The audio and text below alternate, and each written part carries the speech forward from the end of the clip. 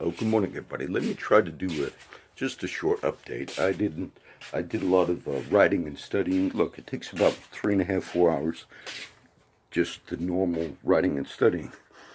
And I did not even check the news. But I'm walking at the house now, and I'm listening to Bob Jones, who is a local radio personality out of 1440 AM, which is Keys, I believe. So anyway, he covers local news, and I'll listen to him sometimes. And they talked about the CCISD, the Corpus Christi Independent School District, just to raise taxes. And they didn't have to go to a vote. It's interesting because he covered it. I trust it's true. But he said the Independent School District of Corpus Christi, they have a lower enrollment.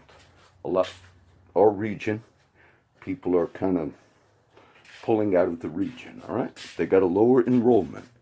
But at the same time, they managed to raise property taxes, which people are leaving this area because of the high property taxes, okay? But they didn't have to get voter approval.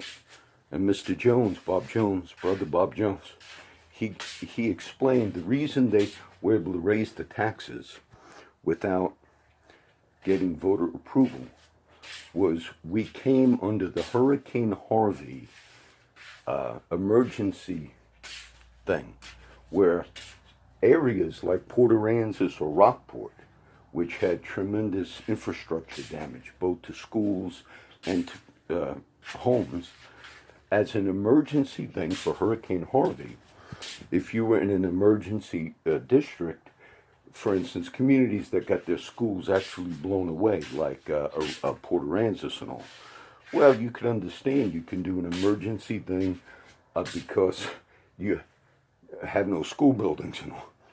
But what they did here, Mr. Jones explained, was we did not have that damage at all, okay? None of the infrastructure damage that was intended for.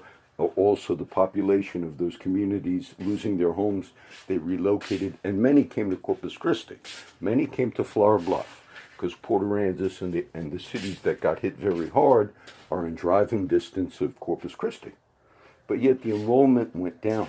So the CCISD did something that was wrong. They used a loophole because we are under that emergency designation to raise taxes.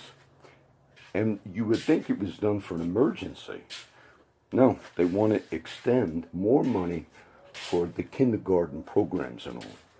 Meaning what they did was, like when chiefs or administrators, I know from the Kingsville Fire Department, when the city allocates so much money for your budget, and if chiefs or administrators don't use all that money, they get in good with the leadership of that city. But some department heads say, use all the money you got. And we used to do things like that in the sense of, well, we got this much for the budget for EMS or whatever, let's use everything. And so CCIS did something like that. They should not have done it, because that emergency money you can raise taxes because of the emergency, that was not intended for our city the way we escaped that. And it wasn't intended for you to raise taxes without a vote, because you use that loophole just to spend more money. Now I'm going to do one real quick thing on the Social Security Administration here in Corpus Christi on Port Street. I got a lot of friends, so I don't want any of my friends to think it's just them.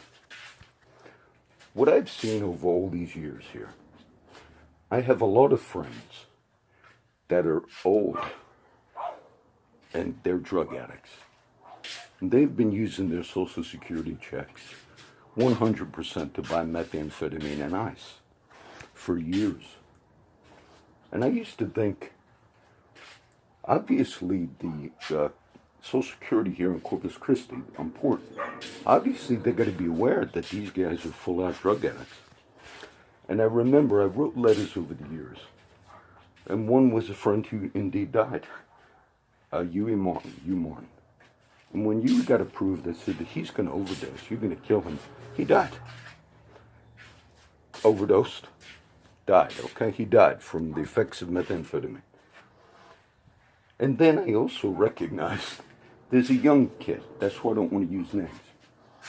And he works for the government, but he is disabled. It's an obvious disability. But he takes the bus to work and at the Naval Air Station. And I credit him. Now, because he has an obvious disability, they cut his Social Security completely off because he made like $2 over what you're allowed to make. And on and off, him and his single mom home, they were on the street. But yet I know other friends I could mention that are getting the checks. Some work as well. Some are older. This is a history of it. And many, the whole check is used for drugs. And so I'm wondering about the corruption that's going on. Whether our region has problems, and those of you have known that we've had problems. But I wonder if there's people that are connected with corruption out of this place that are working in these positions. And that was the other thing that was on my mind. So this is going to be titled, Does the Social Security Administration in Corpus Christi, Texas, realize that they are the biggest funders of drug methamphetamine in the city of Corpus Christi?